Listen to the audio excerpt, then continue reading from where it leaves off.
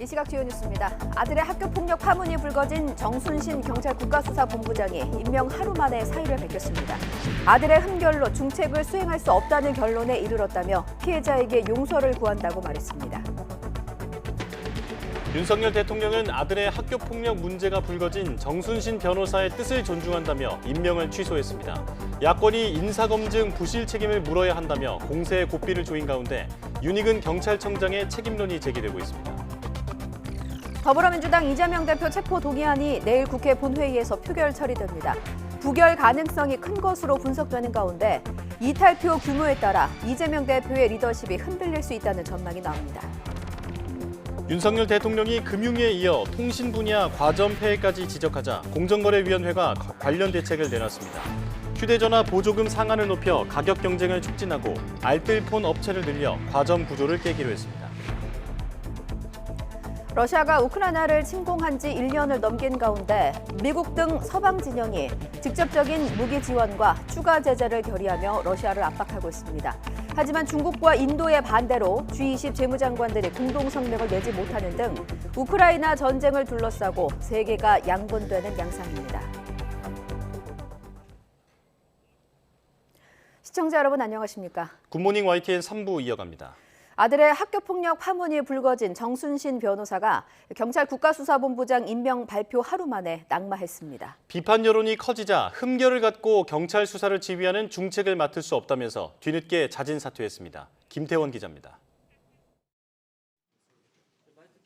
임명 당일 불거진 아들의 학교폭력 논란에 정순신 신임 국가수사본부장이 하루 만에 입장문을 내고 사퇴했습니다. 자신의 아들 문제로 국민이 걱정하는 상황이 생겼고 이런 흠결을 가지고서는 국가수사본부장이라는 중책을 도저히 수행할 수 없다는 뒤늦은 결론에 이르게 됐다는 겁니다. 가족 모두가 피해 학생과 부모님께 용서를 구한다면서 두고두고 반성하며 살겠다는 사과도 덧붙였습니다. 정 본부장의 아들 정모군은 고등학교 1학년 시절인 지난 2017년 동급생에게 지속해서 언어폭력을 행사한 것으로 드러났습니다. 기숙사에서 같은 방을 쓰던 피해자에게 돼지, 냄새난다, 사료나 먹으라와 같은 모욕적인 표현을 지속해서 썼습니다. 이듬해 학교폭력자치위원회에서 가해 사실이 확인되고 전학 처분이 내려졌습니다. 그러자 정 본부장은 전학을 취소해달라며 재심과 행정소송, 집행정지 가처분 신청 등 가능한 모든 법적 대응에 나섰지만 모두 기각됐습니다. 이 과정에서 부모인 정 본부장 부부는 아들의 잘못을 인정하지 않았던 정황이 나오기도 했습니다. 1심 판결문을 보면 당시 학교 선생님은 정군에게 피해 학생의 아픔을 공감하게 해주려 노력했지만 책임을 인정하는 걸 두려워하는 부모님이 손도를 막았다고 밝히고 있습니다. 재판부도 가장 가벼운 징계 조치였던 사과문도 제대로 쓰지 않고 처분 조치인 학교 봉사도 학업에 지장이 간다며 법원에 가처분을 제기하는 등 전혀 반성하지 않았다고 질타했습니다. 외상 후 스트레스 장애 등으로 정신의학과 치료를 받아야 했던 피해 학생은 극단적인 선택까지 시도했는데 가해자인 정군은 명문대에 진학했습니다. 대통령실은 정 본부장이 기자들에게 사퇴 입장문을 보낸 지 1시간도 안 돼서 인사명령을 취소하겠다고 밝혔습니다. YTN 김태원입니다. 정순신 국가수사본부장의 자진 사퇴로 이번 인사에 대한 책임론도 만만치 않을 전망입니다. 특히 반대 여론을 무릅쓰고 추천을 강행한 윤희근 경찰청장에 대한 비판이 거세질 것으로 보입니다. 우철희 기자입니다. 경찰청은 남구준 전 국가수사본부장의 후임을 임명하기 위해 공개 채용 절차를 진행했습니다. 경찰 출신 2명을 포함해 모두 3명이 지원했지만 윤석열 대통령 측근으로 분류되는 검찰 출신 정순신 본부장이 유력하다는 전망이 파다했습니다. 현 정부 들어 검찰 출신이 요직에 포진하면서 경찰마저 장악되는 것 아니냐는 우려가 제기됐습니다. 국수본부장은 전국의 경찰 수사를 독립적으로 진두지휘하는 중책이기 때문입니다. 종합심사 끝에 추천권자인 윤희근 경찰청장은 정 본부장을 최종 낙점했습니다. 경찰청은 정 본부장 임명을 발표하면서 수사 전문가라는 점을 강조했습니다. 경험 있는 외부 인사 영입으로 경찰의 책임 수사 역량을 강화할 필요가 있다는 점을 고려했다는 겁니다. 검사 출신으로 내부 반발 우려가 좀 있을 것 같은데 어떻게 보실까요? 뭐 그런저런 장단점을 다 고려했고요. 네, 고려해서 지금 추천을 그렇게 했습니다. 네. 혹시 뭐 윤석열 대통령과의 연이 있어서 뭐 이런 이유는 없을까요? 글쎄요. 뭐 그렇게 하지는 않았다고 생각합니다. 하지만 비판 여론을 무릅쓰고 강행한 국수본부장 추천은 임명 하루 만에 자진 사퇴로 귀결됐습니다. 국수본부장은 별도의 인사청문회가 없어 검증이 부실했다는 지적이 나옵니다. 정 본부장 아들의 학교 폭력은 5년 전 언론 보도를 통해 불거진 문제지만 미리 걸러지지 않은 겁니다. 정 본부장 임명으로 경찰이 검찰의 수족이 됐다면서 반발이 컸던 경찰 내부에선 윤 청장에 대한 용퇴 요구까지 불거졌습니다. 행정안전부 경찰국 신설 때부터 내부 구성원들의 불만이 쌓여왔던 터라 정 본부장 사퇴로 책임론은 더욱 커질 전망입니다. YTN 우철입니다. 최근 학교폭력이 교실 담장을 넘어서 법정까지 가는 사례가 많아지고 있습니다. 징계 범위를 정하는 학폭위 처분에 불복한 학생과 학부모들이 법원의 판단을 구하는 일이 많아진 건데요. 행정법원은 담당 재판부까지 만들어 대응에 나섰습니다. 최민기 기자의 보도입니다. 지난 2019년 서울의 한 중학교 축구팀의 A군은 합숙소에서 동급생 B군이 자신을 계속 놀리자 하지 말라고 말하며 손으로 밀쳤습니다.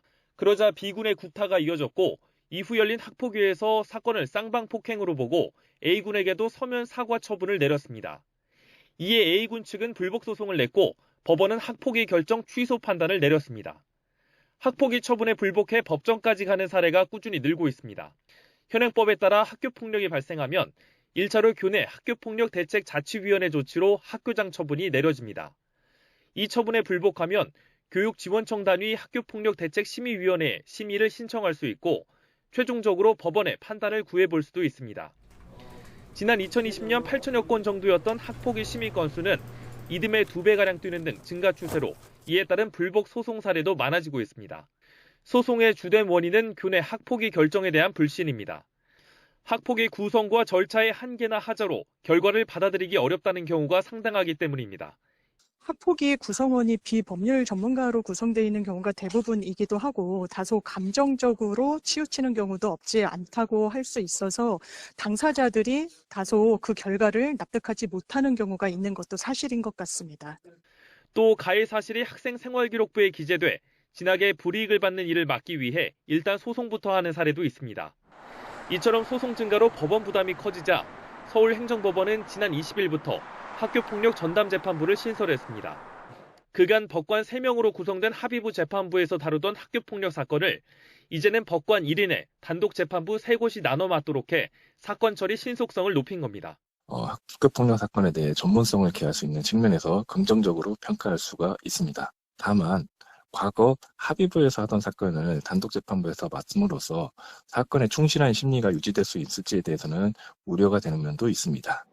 무엇보다 학폭위가 학교폭력을 해결하고 조정하는 일선 창구로서 자리 잡지 못하면 교내폭력 사건이 담장 넘어 법원으로 쏠리는 현상은 계속될 수밖에 없다는 지적입니다.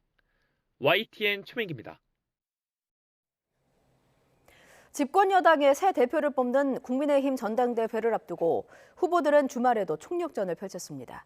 굳히기에 들어가려는 1강 주자와 추격의 발판을 마련하려는 경쟁 후보들의 신경전이 팽팽했습니다. 정유진 기자입니다. 최근 당원 대상 각종 여론조사에서 선두를 달리는 김기현 후보는 수도권 바닥당심을 훑으며 굳히기 전략이 흔들리는 걸 차단하는 데 주력했습니다.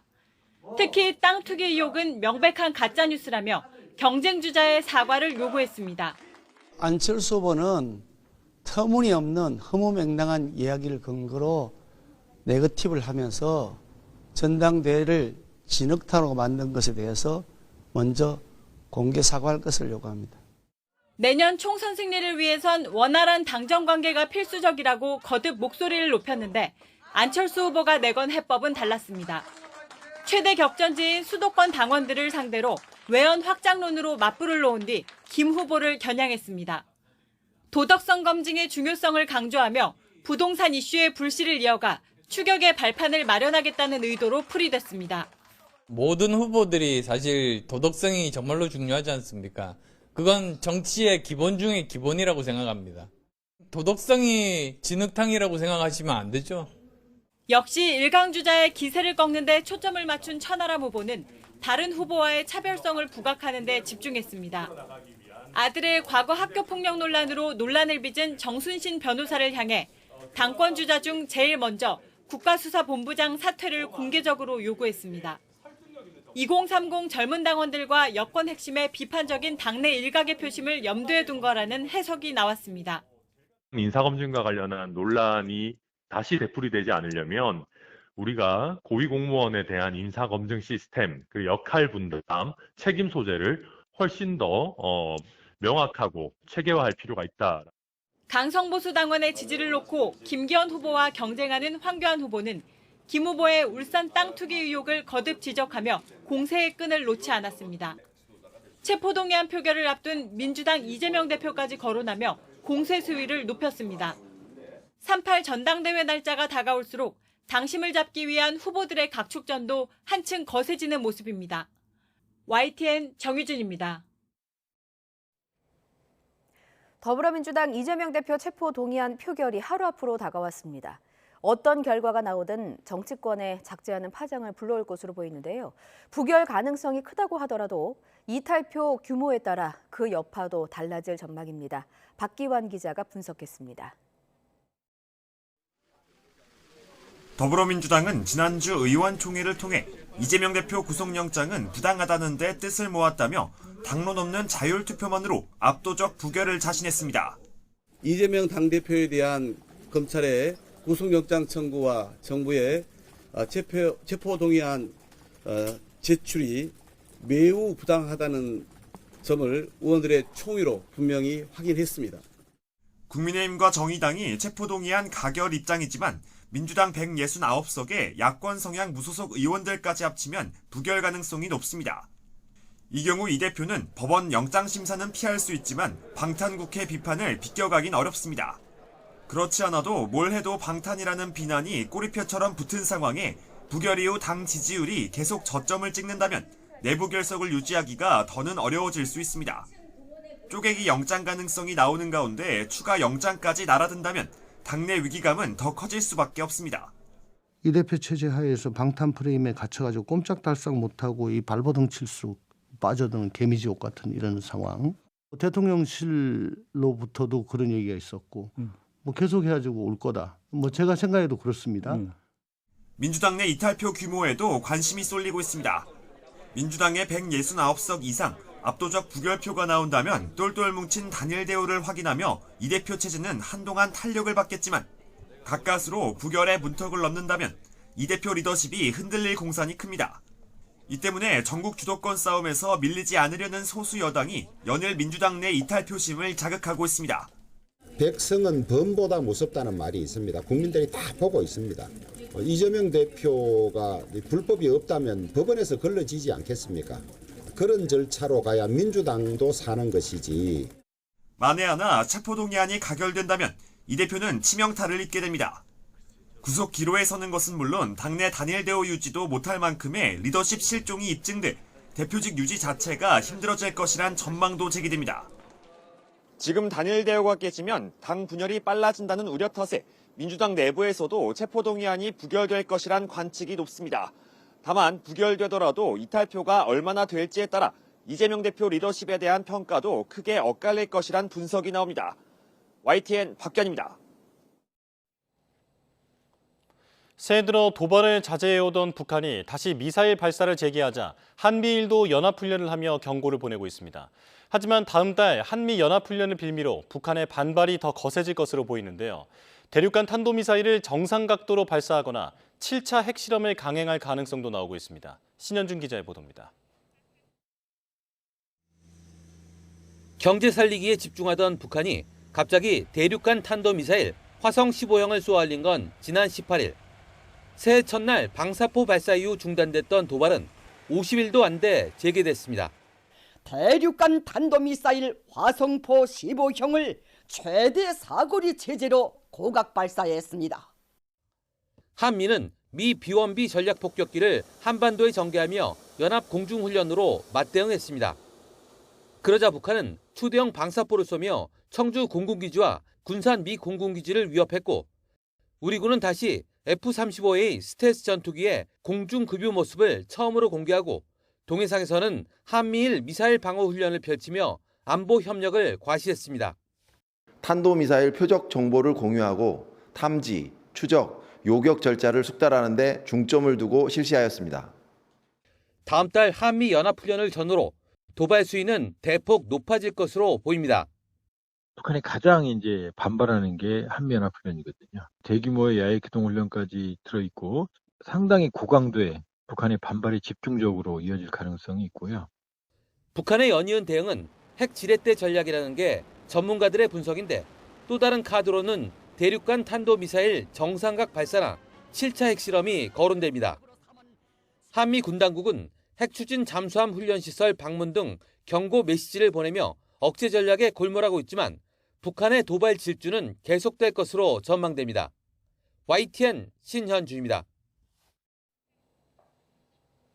우리나라와 폴란드의 국방 방산 협력이 빠르게 강화되고 있습니다. 최근 열린 한 폴란드 국방장관 회담에서는 우리가 수출한 국산 무기를 이용한 공동 군사 훈련도 하기로 했는데요. 폴란드 측은 우리 무기 체계를 계속 도입하기로 했습니다. 조수연 기자가 보도합니다. 지난 23일 폴란드를 공식 방문한 이종섭 국방부 장관이 마리우시 부와슈차크 국방부 장관과 만났습니다. 회담 후 두 장관은 K9 자주포 시험 사격을 참관했는데 양국 업체 간 K2 전차와 K9 자주포 2차 이행 계약 체결식에도 참석했습니다. 한 폴란드 간 방산 협력은 공동 군사훈련으로도 이어졌습니다. 이를 위해 양국 군인들이 교차 방문을 하기로 합의했는데 폴란드가 우리 무기 체계를 운용하게 되면서 이런 결정으로 이어진 겁니다. Tylko bohaterstwo żołnierza wyposażonego w nowoczesne, skuteczne uzbrojenie jest w stanie zatrzymać rosyjskie ambicje imperialne i rosyjską brutalność. 이번 국방장관 회담을 계기로 양국 간 전략적, 장기적 협력 필요성도 다시 강조되고 있습니다. 부와슈차크 장관은 앞으로도 한국 무기 체계를 계속 도입하겠다는 계획을 밝혔고 이 장관은 양국 모두에 도움이 되는 국방 방산 협력 모델을 만들자고 화답했습니다.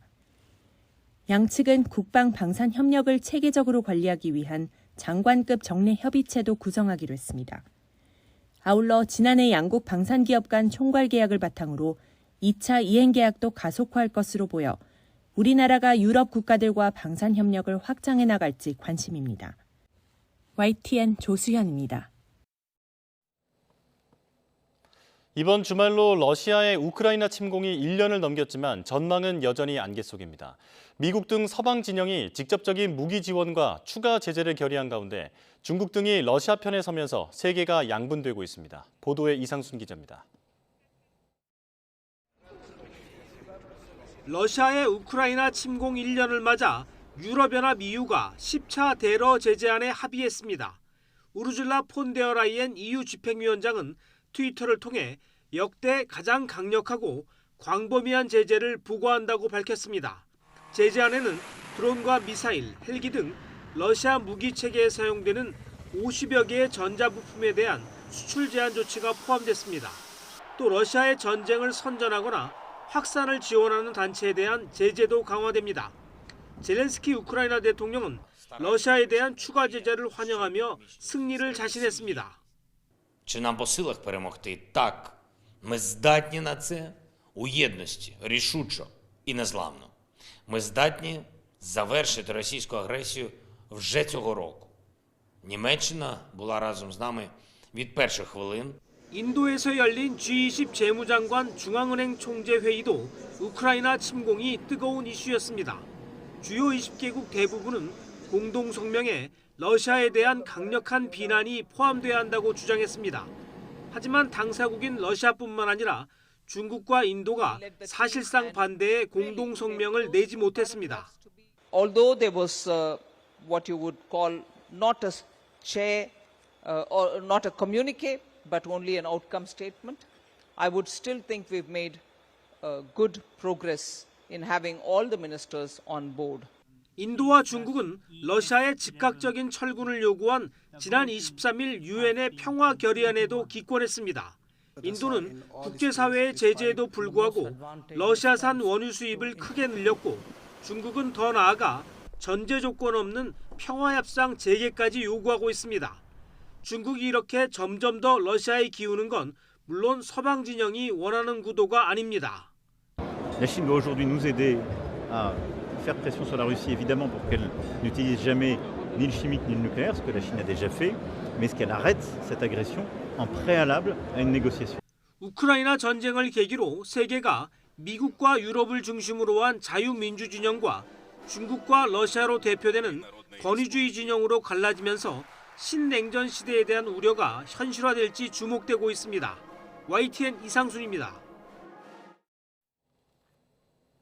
러시아가 우크라이나 침공 1주년에 대규모 공습 없이 지나가자 러시아의 드론 재고가 바닥났을 것이라는 분석이 나왔습니다.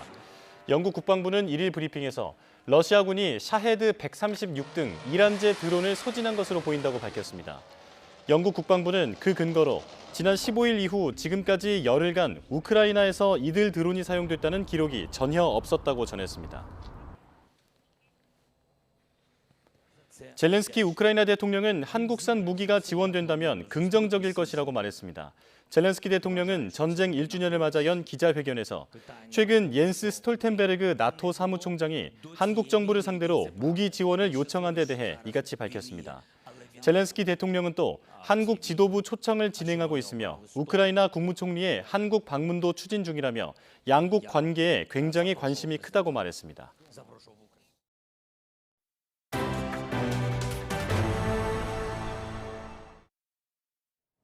한국은행이 이번 달 금융통화위원회 회의에서 기준금리 동결을 택하면서 이후 회의에서 어떤 결정을 내릴지 관심이 쏠립니다. 일단 한국은행은 인상 기조가 끝난 건 아니라고 강조하고 있지만 추가 인상 가능성은 크지 않다는 게 대체적인 시각입니다. 조태현 기자가 보도합니다. 1년 반 동안 숨가쁘게 이어왔던 기준금리 인상을 멈춘 한국은행. 그동안의 인상 영향 등을 점검할 시기가 됐을 뿐 인상 기조를 중단한 건 아니라는 게 한국은행의 설명입니다. 근본 기준금리 동결을 금리 인상 기조가 끝났다라는 의미로 받아들이지 않았으면 좋겠습니다. 금리를 인상한 후 시간을 두고 추가 인상 여부를 검토해오던 것이 일반적이었습니다. 실제로 이창용 총재를 제외한 금융통화위원 6명 가운데 5명은 당분간 연 3.75%까지 추가 인상 가능성을 열어둬야 한다는 의견을 내놨습니다.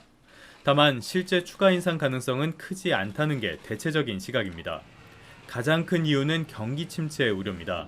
무역 수지 적자가 1년째 이어지는 가운데 내수마저 한풀 꺾이고 있기 때문입니다.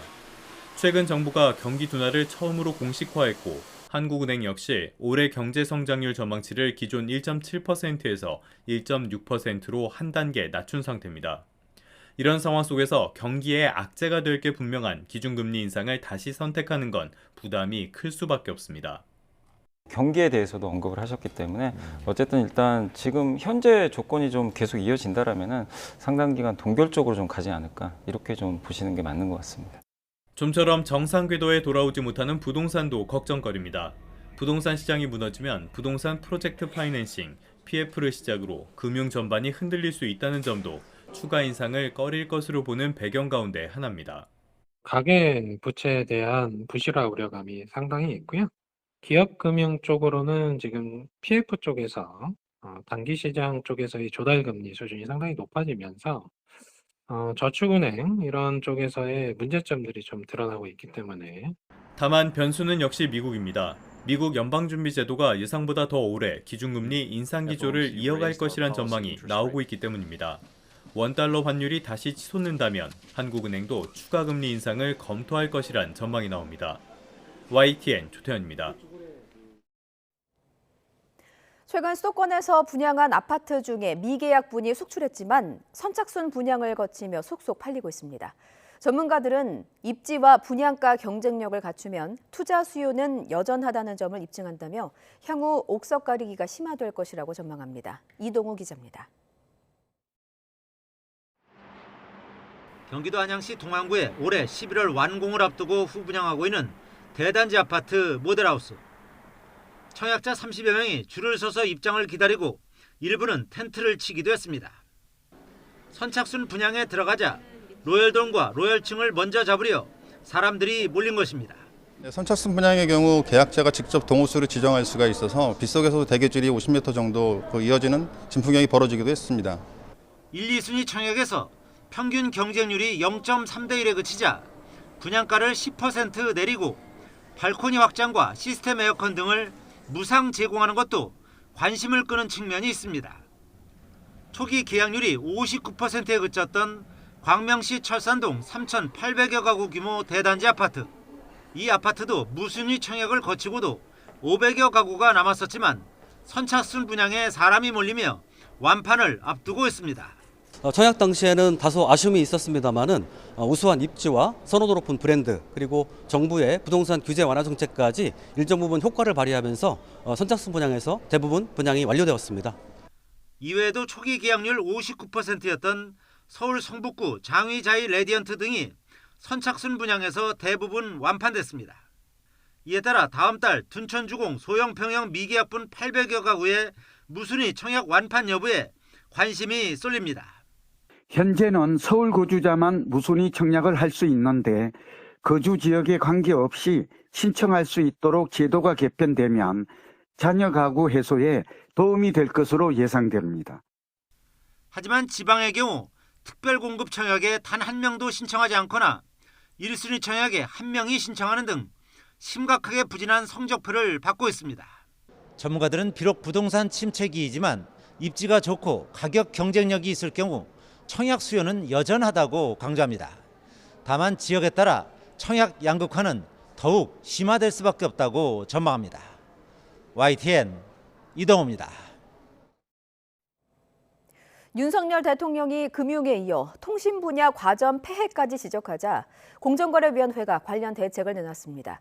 휴대전화 보조금 상한을 높여 가격 경쟁을 촉진하고 알뜰폰 업체를 늘려 과점 구조를 깨기로 했습니다. 이형원 기자입니다. 은행권 돈잔치를 계기로 윤석열 대통령은 연일 독과점 폐해를 경고하고 있습니다. 통신 분야도 대상이 되고 있습니다.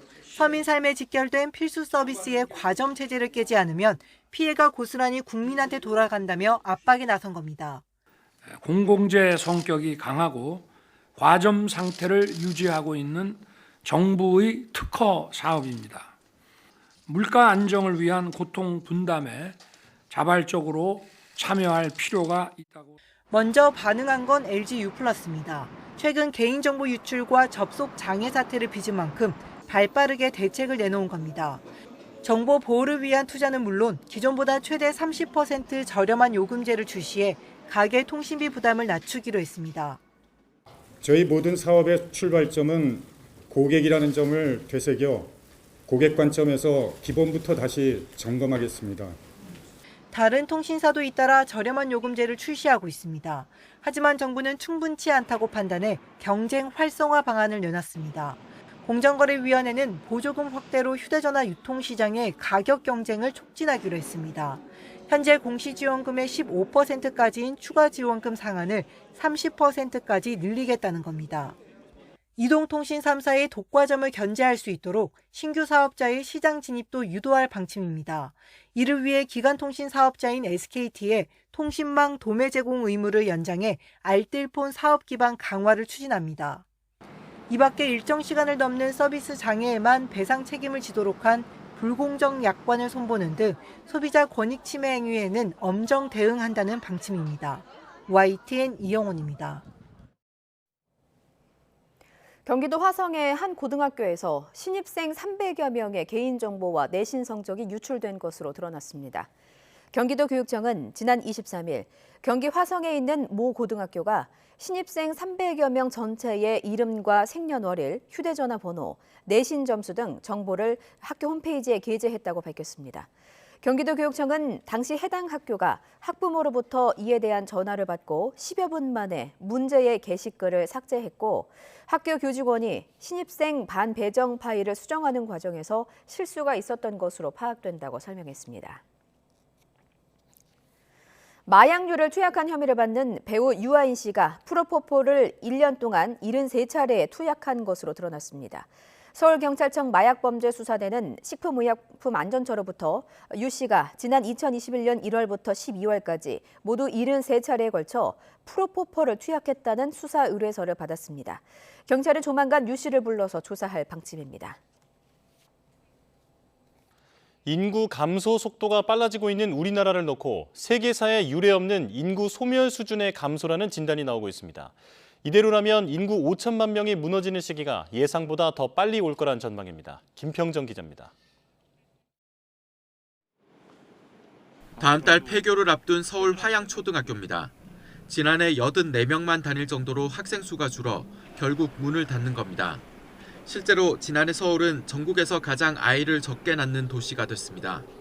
여성 1명이 평생 낳을 것으로 예상하는 아이의 수인 합계 출산율이 0.59명에 불과해 0.78명인 전국 평균 합계 출산율보다도 낮았습니다. 서울과 함께 부산과 인천 등 대도시가 우리나라 출산율 하락을 이끌면서 지난해 태어난 아기는 정부 수립 이후 처음으로 25만 명 아래로 떨어졌습니다. 사망자 수가 37만 명인 점을 고려하면 사망자에서 출생아를 뺀 12만 3천여 명만큼 인구가 자연 감소했다는 계산이 나옵니다. 통계청이 앞서 우리나라 인구가 5천만 명 아래로 떨어지는 시점을 2031년으로 예측했던 조건 가운데 지난해 인구 자연 감소폭을 10만 6천 명으로 잡았는데 실제 감소폭은 이보다 더 크게 나오면서 5천만 명 붕괴 시점이 앞당겨질 가능성이 높아졌습니다. 앞으로 이제 고령화에 대한 인구가 계속해서 늘어나기 때문에요. 아무래도 사망자 숫자도 늘어날 것이고 그다음에 이제 출생아는 적어지다 보면 세계사에서 유례를 찾기 어려운 우리나라의 인구 감소는 국민연금 부담과 병력 손실을 늘리고 잠재 성장률을 끌어내리는 등 사회와 경제 전반에 걸쳐 문제를 키우고 있습니다. 저출산 고령화 심화와 경기 둔화의 영향으로 지출이 점차 증가하여 2041년부터 지출이 수입을 상회하는 수지적자가 발생하고 2055년 기금이 소진될 것으로 전망됩니다. 16년 동안 280조 원의 정부 예산이 투입됐는데도 출생아 수의 급격한 감소를 막지 못한 만큼 앞으로는 육아는 물론 주거와 일자리, 지방 균형 발전 등 전방위에 걸친 특단의 대책이 나와야 한다는 목소리가 커지고 있습니다. YTN 김평정입니다. 겨울의 막바지, 봄을 앞두고 기온이 오르면 등산객도 점차 늘어납니다. 하지만 해빙기에 사는 한겨울보다 더 위험해서 사고로 이어지는 경우가 많은데요. 해빙기 안전한 산행법을 정혜윤 기자가 전해드립니다. 겨울과 봄이 교차하며 기온이 오르면 얼었던 곳이 서서히 풀리기 시작합니다. 2월부터 3월까지를 해빙기로 부르는 이유입니다. 그늘진 곳에는 얼음이 남아있지만 양지 바른 곳은 얼음이 녹고 땅도 물러지기 시작합니다. 방시마다 얼음에 미끄러지고 얼었던 돌덩이가 굴러 내려오거나 산간 계곡에서 녹은 흙이 작은 산사태를 만들기도 합니다. 낮에는 포근하지만 해가 지면 급격히 떨어지는 기온도 해빙기 산의 복병입니다. 한겨울이 지나고 등산객이 늘기 시작하는 2월, 산악사고 구조 건수는 매년 500여 건에 달합니다. 특히 코로나 여파로 산을 찾는 사람들이 폭증한 2021년에는 무려 800건을 넘었습니다. 사고 형태도 조난과 실족, 추락 등 등산객의 생명을 위협하는 사고가 절반에 달했습니다. 해빙기 산을 오르려면 올바른 산행법을 숙지하고 등산용품도 철저히 챙겨야 하는 이유입니다. 많은 위험 요소가 생겨나게 됩니다. 특히 낙석, 미끄러짐, 저체온증에 따른 사고가 많이 발생하고 있는데요. 낙석주의 구간은 가급적 빠르게 지나가고 결빙 지역에서 미끄러짐을 방지하기 위해 아이젠, 등산 스틱을 휴대하시는 것을 권장드립니다. 미끄럼 사고나 낙석을 피하려면 지정 등산로로 이동하는 게 좋습니다. 해가 지기 전 안전지대로 대피할 수 있도록 등산 시간을 넉넉하게 잡는 것도 중요합니다. 등산 가방은 무겁지 않도록 하되 비상식량과 물, 여벌옷, 상비약 등은 챙기는 게 좋습니다. 또 혹시 모를 사고를 대비해 휴대전화에 119 신고 앱을 설치하면 조난자의 위치를 구조대에서 정확하게 파악할 수 있습니다. YTN 정혜윤입니다. 경남 거제시에는 20년 전 태풍 매미로 피해를 입은 주민이 쌓아올린 유명한 축대가 있습니다. 매미성이라고 불리는데요. 이 매미성이 유명해지면서 지역 경제에도 도움을 주고 있지만 주차난이 말썽입니다. 헬로티비 뉴스 전주현 기자가 보도합니다. 푸른 바다와 맞닿은 이국적인 성벽. 마치 유럽의 오래된 성을 연상케 하는 이곳은 거제의 매미성입니다. 전국적인 인생 사진 명소로 떠오르면서 평일에도 많은 사람들의 발길이 이어지고 있습니다. 매미성을 찾는 관광객들이 늘수록 주차난도 몸살을 앓고 있습니다. 거제시가 2년 전 매미성 인근에 90여 대를 주차할 수 있는 주차장을 지었지만 몰려오는 관광객을 감당하기 힘듭니다. 평일날 보면 보통 10시, 11시에 우리가 10시부터 근무를 하는데 11시 되면 만차가 되고 주말 되면 더 하고요. 주말에는 8명 해도 감당을 못합니다. 주말마다 도로가 마비되면서 인근 주민들은 피해를 입고 있다며 하소연합니다. 주말에는 외출 후 돌아오면 관광객 차량으로 가득 차면서 정작 주민들은 주차할 수 없는 일이 생기기 부지기수입니다. 특히 차량 정체로 인해 외출도 포기하고 있는 실정입니다. 어린애들도 오고 남하는 분들도 오고 하니까 나는 여기서 나가니까 그나마 낫는데 밑에서 올라오는 차들이라든지 그런 차들이 아무래도 불편이 많지요. 좀 위험하기도 하고. 조금만 있다고 보는데 차를 못 대가지고 지금 차를 도로에다 대거든요. 이 밑에다 도로 대는 게는 도로 차를 다니면서 위험하기도 하고. 상황이 이렇게 되자 거제시는 도로교통 여건을 개선하고 더 나아가 추가 주차장 부지도 확보하겠다는 대책을 내놨습니다. 네, 지금 현재 기존의 우리 주차장 부지 뒤쪽 편에 있는 공간을 좀 활용해서 한 30대 정도 더 확보할 수 있는 여지가 있을 것 같고요. 그리고 그 주변에 농지 부분도 우리 일시 사용 전 허가를 받아서 주차면을 좀 만들어내는 그런 계획을 좀 갖고 있습니다. 거제시가 추가적인 대책 마련에 나섰지만 시일이 걸리는 만큼 주민들의 불편은 당분간 이어질 전망입니다. 헬로티비 뉴스 전주현입니다. 문화재청이 문화재 등록을 권고했지만 일본 건축 양식 답습 논란도 일으켰던 건물, 옛 청주시청 건물인데요. 결국 철거 작업이 시작됐습니다. 지역사회와 협의 없이 철거를 강행한다는 비판도 나옵니다. HCN 충북방송 남궁형진 기자입니다. 옛 청주시청 본관과 시의회 앞에 커다란 벽이 눈에 띕니다. 한쪽에는 철골로 된 뼈대에 천막을 씌우는 작업이 진행 중이고 정문 옆 시정 게시판은 이미 완전히 가려졌습니다. 이 벽은 옛 의회와 시청 건물 철거 때 발생하는 먼지와 파편을 막기 위한 것으로 앞서 진행한 건물 성면 제거 작업은 마무리 단계에 있습니다. 시는 3월 중 의회 건물 철거를 시작하고 본관을 포함한 옛 청사 건물은 현재 진행 중인 문화재청과의 협의를 마친 뒤 추진하는데 계획대로라면 각각 1965년과 1979년 지어진 본관과 의회 건물은 58년, 44년 만에 역사 속으로 사라집니다. 본관동은 문화재청과 협의 중에 있고 협의가 완료되면 철거 계획을 별도로 수립할 예정입니다. 이런 가운데 충북도 내 24개 시민사회단체로 구성된 중북 시민사회단체 연대회의는 시민 원탁 토론회를 열고 시를 규탄했습니다. 이 자리에서 일부 시민은 본관 철거에 찬성 입장을 보이기도 했지만 대부분의 참석자들은 시가 본관 철거를 고집한다며 비판했습니다. 연대회의는 이날 토론회에서 나온 의견을 시에 전달하고 시장 면담 등을 요구할 계획입니다. 현장에서 나온 얘기들은 저희가 정리를 해서 청주시에 입장을 전달할 예정이고요. 특히나 소통과 관련된 거버넌스 그리고 청주시장님과의 면담 등을 통해서 시청사 건립의 가장 큰 문제인 옛 본관 철거의 시동을 건 청주시. 문화재청 협의와 반대 여론 등을 극복하고 지역 오랜 숙제인 청사 건립에 성공할지 또 다른 갈등의 씨앗이 될지 지켜볼 일입니다. HCN 뉴스 남궁형진입니다. 아바타 물의 길 이후 재개봉한 타이타닉, 타르 등 최근 상영 시간 3시간 전후의 영화들이 박스오피스 정상권을 지키고 있습니다. 짧은 영상을 선호하는 쇼폼 전성시대에 긴 영화가 호응을 받고 있는데요. 그 이유를 홍상희 기자가 살펴봤습니다.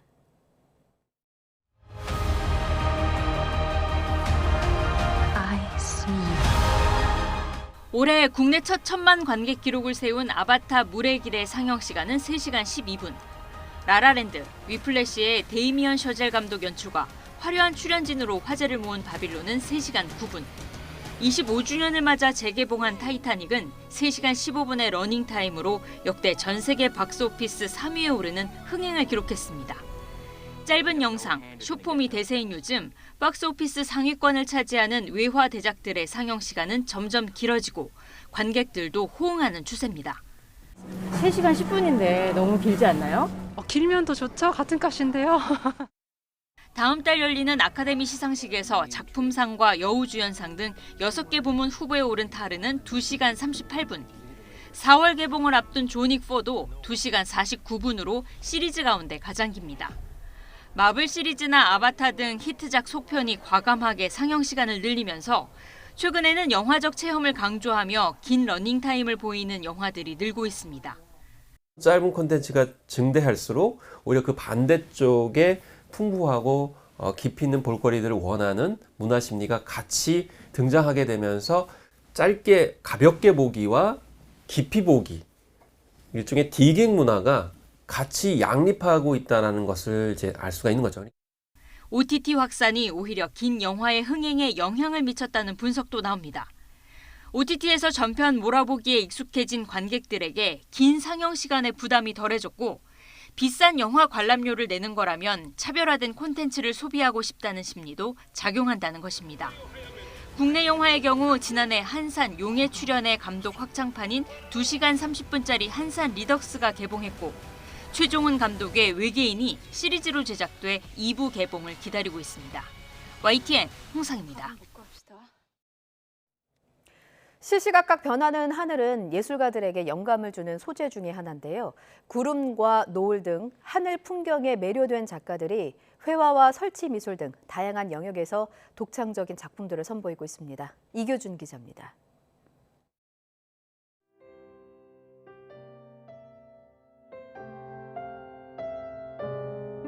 한동안 산에 빠졌던 작가가 팬데믹을 겪으며 산 너머 하늘 풍경으로 시선을 옮깁니다. 불변의 산과 바위에서 찾던 모습을 일출과 일몰 등 시시각각 변하는 하늘 속에서 찾고 있습니다. 거대한 먹구름 속에서 때로는 낯익은 얼굴이, 때로는 낯선 뒷모습이 보입니다. 산과 하늘의 중간지대에 있어서 뭔가 인간 세계와 또 하늘, 그런 열린 신성한 공간을 연결하고 매개해주는 기호 장치이기도 하기 때문에 더 관심을 가지고 넓적한 평붓으로 여러 번 얇게 그리고 지우기를 반복해 몽환적 색감을 수채화처럼 구현했습니다. 여러 색이 하나의 층으로 쌓여서 그러한 색의 혼색, 그 최종적인 색의 그런 미감으로 나오는 것 같고요. 그 과정에서 붓질은 그려지는 것도 있지만 또 지워내는 것들이 있고. 예술적 영감을 주는 뭉게구름을 지상에서 만들어내는 작가도 있습니다. 베른나우트 스밀데는 예기치 않은 장소에서 구름을 피어오르게 한 뒤 그 순간을 촬영한 작품으로 시선을 사로잡습니다. 신승배 김용훈 작가는 인공지능 기술을 활용해 구름 사진들 속에서 다양한 얼굴을 찾았습니다. 강아지와 해맑게 웃는 아이 등 구름 속에서 찾아낸 모습은 상상력의 지평을 넓힙니다. YTN 이교준입니다. 은퇴하면 무엇을 할까 고민하는 분들 많으실 겁니다. 최근 소형 스마트팜을 운영하면서 인생 2막을 즐기는 사람들이 늘고 있다는데요. 박종혁 기자가 만나봤습니다. 8평 규모의 온실에 새싹3이 쑥쑥 자랍니다. 새싹3을 키우는 온실은 대규모 스마트팜을 축소한 형태라고 볼 수 있습니다. 온도와 습도 조절에서부터 물과 액체 비료 공급 등을 자동으로 처리합니다. 신나는 음악도 틀어 식물 생장에 도움도 줍니다.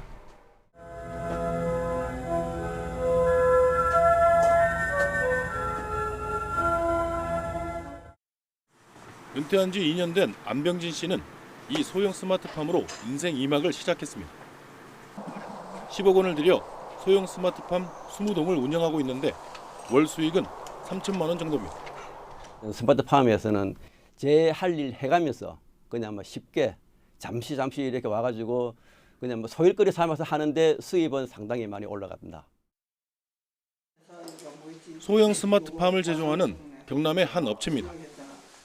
이 회사에서는 장비 제조는 물론 모종 공급과 작물 수매와 유통 등 소형 스마트팜 전반에 용역을 제공합니다.